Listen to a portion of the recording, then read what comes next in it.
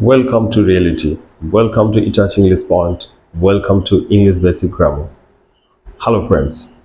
I have tried my level best to clear all the misconceptions, confusions, and doubts regarding prepositions in my previous class. And today, I am going to offer you an elaboratory lesson, an explanation on some confusions or doubts regarding prepositions. I mean, there are some prepositions that irritate us in many ways, and today's class is in search of those prepositions. First of all, দেখো at and in এই দুই প্রিপজিশনকে নিয়ে একটু ভেবে দেখো তো। আমরা দেখেছি যে যে সমস্ত ক্ষেত্রগুলিতে অ্যাট বসে আমাদের অনেকেরই মনে হয় এখানে তো ইন বসানো যায়, কিন্তু ডিফারেন্সটা আমাদেরকে বুঝতে হবে। আমরা অ্যাট কোথায় কোথায় ব্যবহার করব? মূলত ছোট জায়গা, গ্রাম, ছোট শহর ইত্যাদির আগে অ্যাট বসে। এছাড়া ডন ভোরবেলা, নুন দুপুরবেলা, নাইট রাত্রিবেলা এগুলির আগে অ্যাট বসে। টাইম বোঝাতে তার আগে অ্যাট বসে। কতগুলো এক্সাম্পল দেখলে বুঝতে পারবে। আই লিভ অ্যাট সেহারা বাজার, আই লিভ অ্যাট শঙ্করপুর। এই ধরনের ছোট ছোট গ্রামের কথা যখন বোঝানো হয় তখন তার আগে অ্যাট বসে। আবার ভোরবেলার কথা যদি বলি, I wake up early at dawn,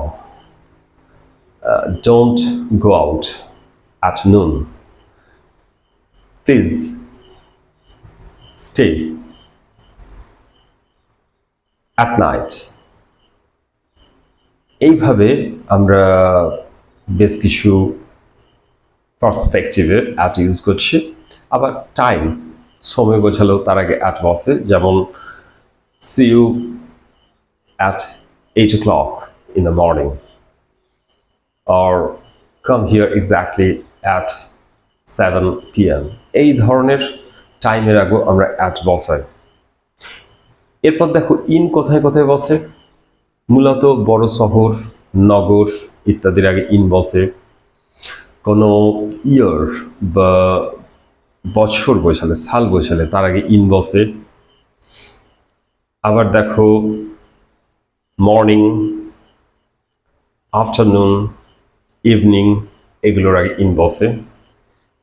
কয়েকটা এক্সাম্পল দেখো। আই লিভ ইন কলকাতা, কলকাতার আগে ইন বসলো। My uncle lives in Mumbai, Mumbai একটি বড় নগর, তার আগে ইন বসলো। আবার ইয়ার বা সাল বোঝাতে হি ওয়াজ বর্ন ইন 1983। আবার দেখো মর্নিং বোঝাতে তার আগে ইন বসে, please come to my house in the morning, don't go there in the evening. এইরকমই। তো অ্যাট অ্যান্ড ইন এর ডিফারেন্সটা তোমরা বুঝলে। এরপর আমরা আসবো ইন, ইনটু এই দুই প্রিপজিশনের ক্ষেত্রে। দেখো ইন অ্যান্ড ইনটু এই দুই প্রিপজিশন এর ব্যবহার প্রায় এক, অর্থ তো হুবহু এক, ইন মানের মধ্যে, ইনটু মানের মধ্যে।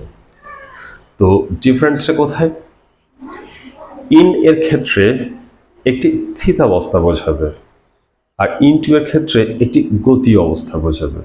কিরকম ক্ষেত্র দেখো, ধরো কোনো বদ্ধ স্থানের মধ্যে অলরেডি কেউ অবস্থান করে আছে, এইরকম বোঝালে ইন বসবে। যেমন we are in the room, আমরা অলরেডি রুমের মধ্যে আছি, we are in the room.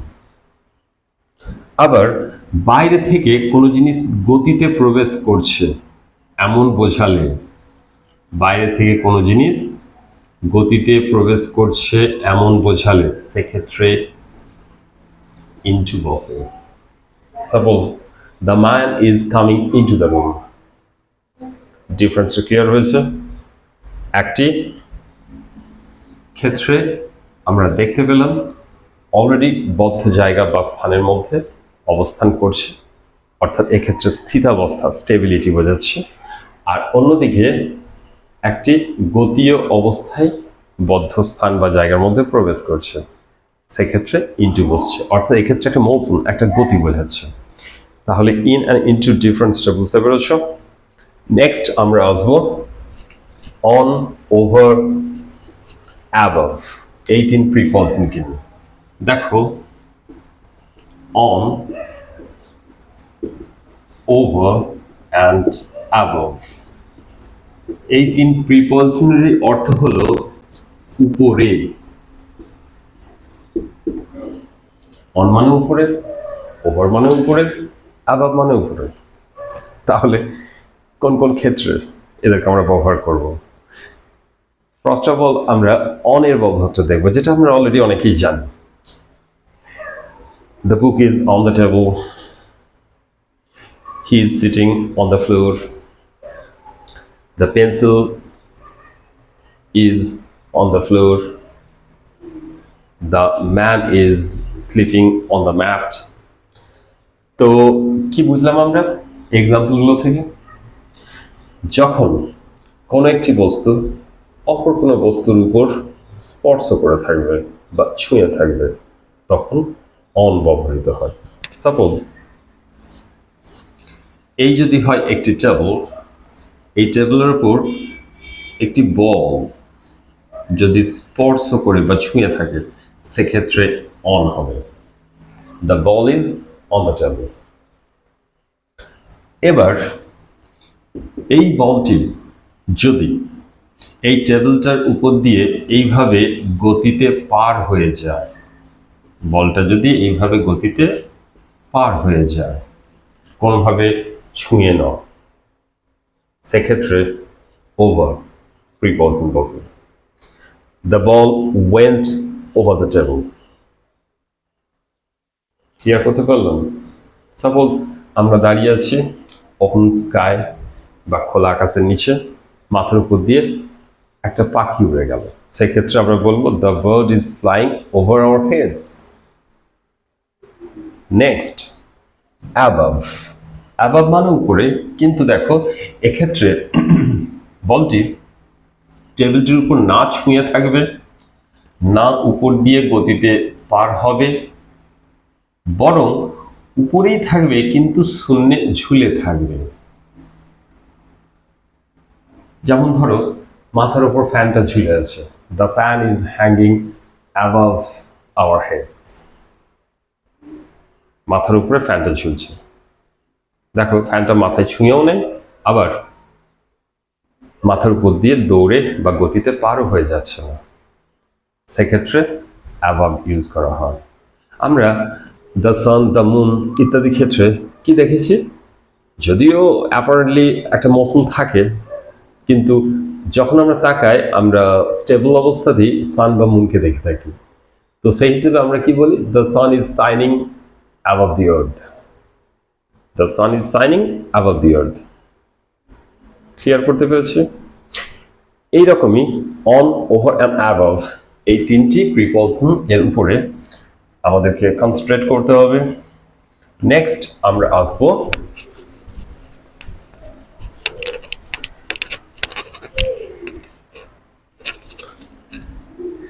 Since and for, এই দুই প্রিপজিশন কি বলবো?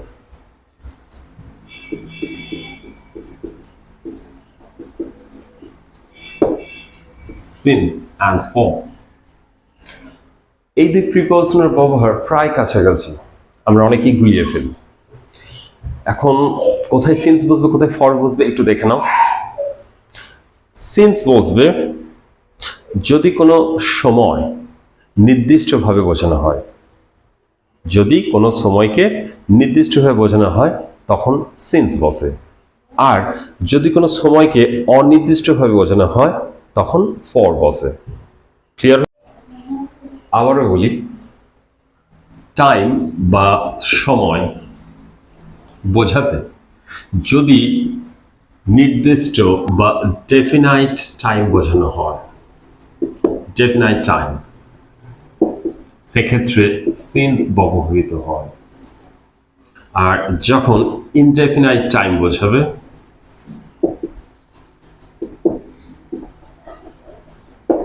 তখন ফর ব্যবহৃত হয়। দেখো, নির্দিষ্ট সময় যেমন my father has been living here since 1983. My father has been living here since 1983. আমার বাবা এখানে 1983 সাল থেকে বাস করছে। তো কি দেখলাম, এখানে যে টাইমটা বলা হয়েছে 1983, ইটস আ ডেফিনাইট টাইম, নির্দিষ্ট সময়। একইভাবে এই সেম এক্সাম্পল যদি দিই, কিন্তু একটু স্লাইট ডিফারেন্স থাকবে। My father has been living here for many years. দেখো, এখানে টাইমটা মেনি ইয়ার্স বলা হয়েছে। Many years, this is an indefinite time. Many years বলে ক্লিয়ারলি বোঝা যায় না সেটা 5 ইয়ার্স না 10 ইয়ার্স না 50 ইয়ার্স, একটা ইনডেফিনিট টাইম। এইরকম ক্ষেত্রে আমরা ইউজ করব ফর। সো ফ্রেন্ডস, দেখতে পাচ্ছ, যখন আমরা সুনির্দিষ্ট একটি সময়কে উল্লেখ করব তার আগে সিন্স বসবে, আর যখন অনির্দিষ্ট একটি সময়কে উল্লেখ করব তখন ফর বসবে। সো সিন্স অ্যান্ড ফর, আশা করি ক্লিয়ার হয়েছে। নেক্সট যে টপিক বা ম্যাটারটা নিয়ে আলোচনা করব, অ্যামাং অ্যান্ড বিটুইন। দেখো, বিটুইন অ্যান্ড অ্যামাং এই দুই ওয়ার্ডেরই মানে হচ্ছে মধ্যে। মধ্যে আমরা জানি বিটুইন মানেও মধ্যে, অ্যামাং মানেও মধ্যে। সো ডিফারেন্সটা কোথায়? যখন কোনো একটি বিষয় বা বস্তু অপর দুটি বিষয়ের মাঝখানে অবস্থান করে। সাপোজ এখানে একটি বয় দাঁড়িয়ে আছে, এই বলটি সাপোজ এখানে একটি বয় দুটি বস্তু বা বিষয়ের মাঝখানে অবস্থান করছে বা দাঁড়িয়ে আছে, সেক্ষেত্রে এক্ষেত্রে বিটুইন প্রিপজিশনটি ব্যবহৃত হবে। আবার এই বলটি যখন অনেকের মাঝে অবস্থান করবে তখন অ্যামাং প্রিপজিশনটি ব্যবহৃত হবে। অর্থাৎ দুইয়ের মধ্যে অবস্থান করা বোঝালে বিটুইন বসে, দুইয়ের বেশি তথা অনেকের মধ্যে অবস্থান করা বোঝালে অ্যামাং বসে। For example, the teacher is sitting between Ram and Sam. শিক্ষক মহাশয় রাম এবং স্যামের মাঝখানে বসে আছেন। এক্ষেত্রে রাম অ্যান্ড স্যাম দুটো সাবজেক্ট বা দুটো বিষয়, তাদের মাঝখানে শিক্ষক মহাশয় বসে আছেন, তাই এখানে বিটুইন বসেছেন। বাট যখন অনেক ছাত্রছাত্রীর মধ্যে বসে থাকবেন, the teacher is sitting among his students, শিক্ষক মহাশয় বসে আছেন তার ছাত্রছাত্রীদের মাঝখানে। ডেফিনেটলি এখানে দুইয়ের বেশি, অনেক ছাত্রছাত্রী, তাই এক্ষেত্রে অ্যামাং বসলো। সো বিটুইন আর অ্যামাংটাও আশা করি ক্লিয়ার হয়েছে।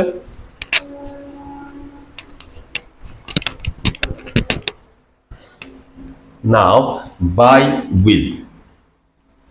আমরা জানি বাই মানে দ্বারা বা দিয়ে, আর উইথ মানেও সেই একই, দ্বারা বা দিয়ে।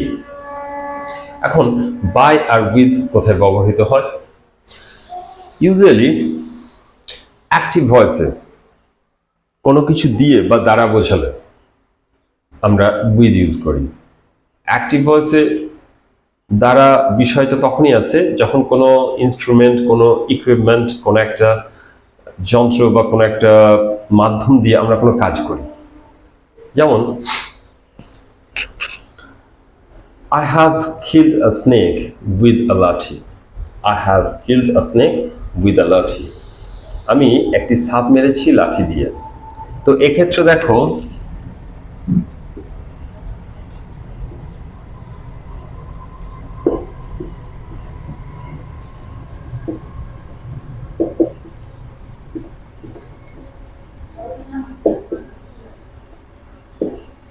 I have killed a snake with a lathi. এক্ষেত্রে লাঠি দিয়ে একটা ইকুইপমেন্ট দিয়ে কাজটা করা হয় বা করা হয়েছে, সেই অর্থে উইথ প্রিপলশনটা ব্যবহৃত হলো। কিন্তু যখন প্যাসিভ ভয়েসে কারোর দ্বারা অর্থাৎ সাবজেক্টের দ্বারা কোনো কাজ করা বোঝাবে তখন বাই ব্যবহৃত হয়। যেমন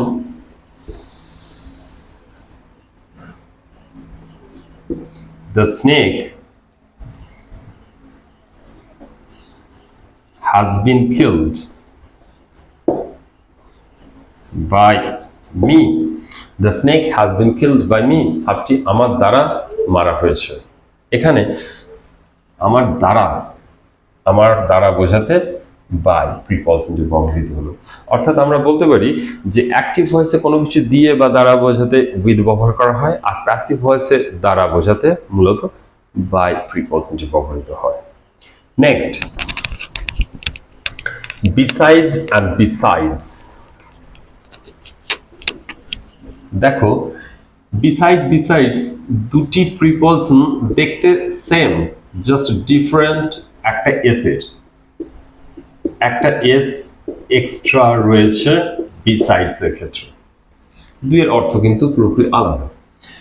বিসাইড মানে পাশে অবস্থান করা বোঝায়, আর বিসাইডস মিন্স তাছাড়াও, এরকম অর্থ প্রকাশ হয়। তাছাড়াও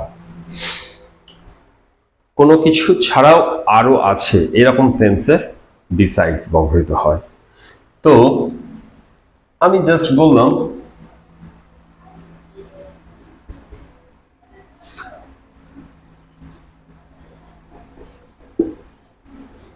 I am living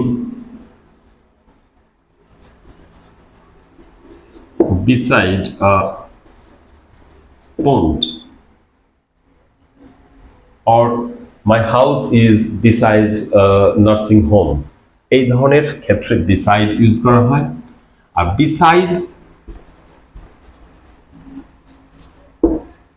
besides column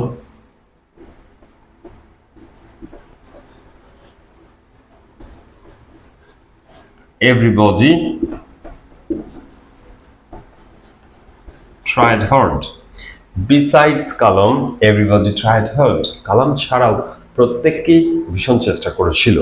এই ছাড়াও এরকম বোঝাতে besides ব্যবহৃত হয়। নেক্সট,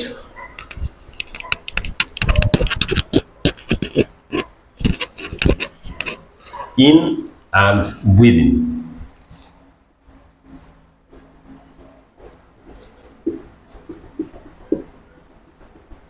in and within দুইয়েরই অর্থ মধ্যে। ইন মধ্যে, উইদিন মধ্যে। ডিফারেন্সটা কোথায়? দেখো ইন প্রিপজিশনটি বসে কোনো একটি নির্দিষ্ট সময়কালের শেষের দিকে বোঝাতে, কোনো একটি নির্দিষ্ট সময়কালের শেষের দিকে বোঝাতে, কোনো একটি পিরিয়ড, কোনো একটি অধ্যায় এর শেষের দিকে বোঝাতে।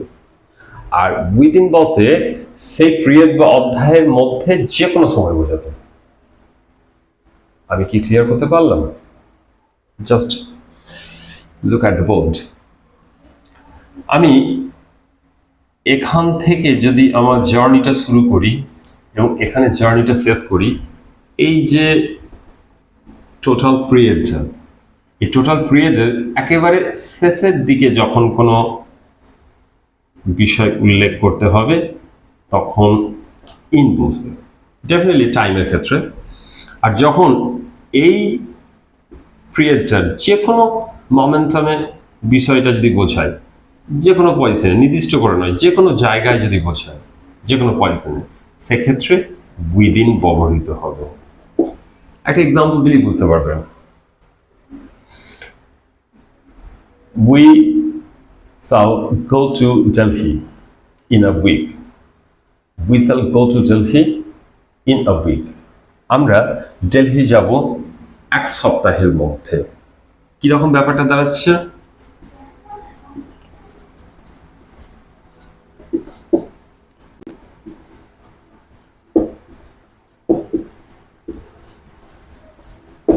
We shall go to Delhi in a week. তো এক্ষেত্রে দেখো, ইন বসানোর অর্থই হচ্ছে যে আমরা সপ্তাহের শেষের দিকে অর্থাৎ উইকেন্ডের দিকে যাব, সেক্ষেত্রে ইনটা বসছে। কিন্তু এই ইনটার পরিবর্তে যদি আমি উইদিন করে দিই,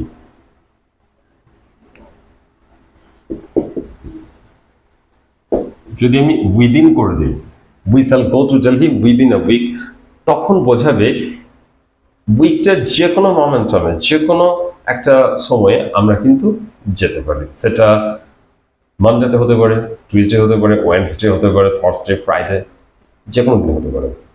সো এক্ষেত্রে সময়টা অনেকটা ইনডেফিনাইট টাইপের, আর ইনের ক্ষেত্রে সময়টা অনেকটা ডেফিনাইট টাইপের, শেষের দিকে।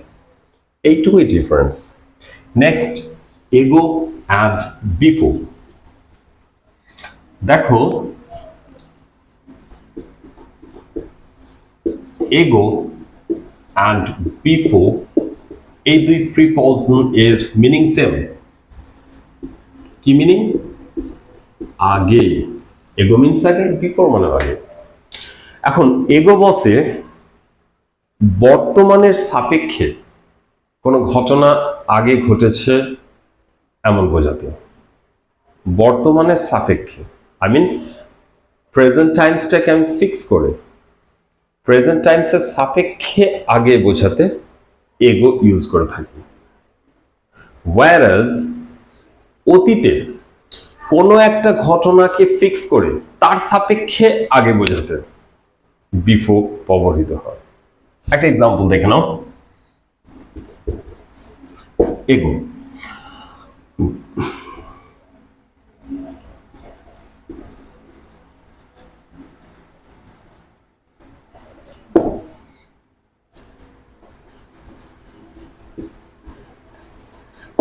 The man died 2 weeks ago. ভদ্রলোক 2 সপ্তাহ আগে মারা গেছেন। এখানে এগো প্রিপজিশনটি ব্যবহৃত হয়েছে কেন? কারণ বর্তমান এর সাপেক্ষে ভদ্রলোক 2 সপ্তাহ আগে মারা গেছেন। সো প্রেজেন্ট টাইমটাকে ফিক্স করে আমরা 2 উইকস পিছিয়ে যেতে পারি। এক্ষেত্রে আমরা এগো প্রিপজিশনটিকে ব্যবহার করলাম। Whereas the man had died before the doctor came. ভদ্রলোক বা পেশেন্ট ডাক্তারবাবু আসার আগেই মারা গিয়েছিলেন। সো এক্ষেত্রে বর্তমানের কোনো সম্পর্কই নাই। তোমরা দেখতেই পাচ্ছ এখানে পাস্ট টাইমে, অতীতে দুটি ঘটনা ঘটেছিল। একটি রোগীটি বা ভদ্রলোক মারা গিয়েছিলেন, আরেকটি ঘটনা হলো ডাক্তারবাবু এসেছিলেন। তো ডাক্তারবাবু যখন এলেন, এসে দেখলেন উনার পৌঁছানোর আগেই রোগীটি বা ভদ্রলোক মারা গিয়েছেন। সো এক্ষেত্রে আগে বোঝাতে বিফোর এই প্রিপজিশনটিকে ব্যবহার করা হয়। আমরা দেখলাম যে এগো প্রিপজিশনটি বর্তমানের সাপেক্ষে আগে বোঝালে ব্যবহৃত হয়, অ্যান্ড বিফোর প্রিপজিশনটি অতীতে কোনো একটি ঘটনার সাপেক্ষে আগে বোঝালে ব্যবহৃত হয়। So my dear friends, my dear students, আমি আশা করছি এই ছোট্ট প্রচেষ্টার মধ্য দিয়ে তোমাদের কাছে প্রিপজিশন অনেকটাই ক্লিয়ার হলো। সাম কনফিউজিং প্রিপজিশনস, এই টপিকটি আমি তোমাদের জন্য স্পেশালি এনেছি কারণ প্রিপলশন আমাদেরকে খুবই ট্রাবল দেয়, খুবই কনফিউশনে রাখে। সেই কনফিউশন দূর করার জন্য আমার এই ইনিশিয়েটিভ। আমার প্রিয় ছাত্রছাত্রী, আমার বন্ধুরা, তোমরা এই ভিডিওটিকে আরও বেশি বেশি করে লাইক, শেয়ার অ্যান্ড সাবস্ক্রাইব করো এবং পাশে থাকা বেল আইকনটিকে ক্লিক করে দাও। পাশে থাকো, এইভাবেই সহযোগিতা করো। তোমরা ভালো থেকো। Thank you. Stay tuned, stay blessed.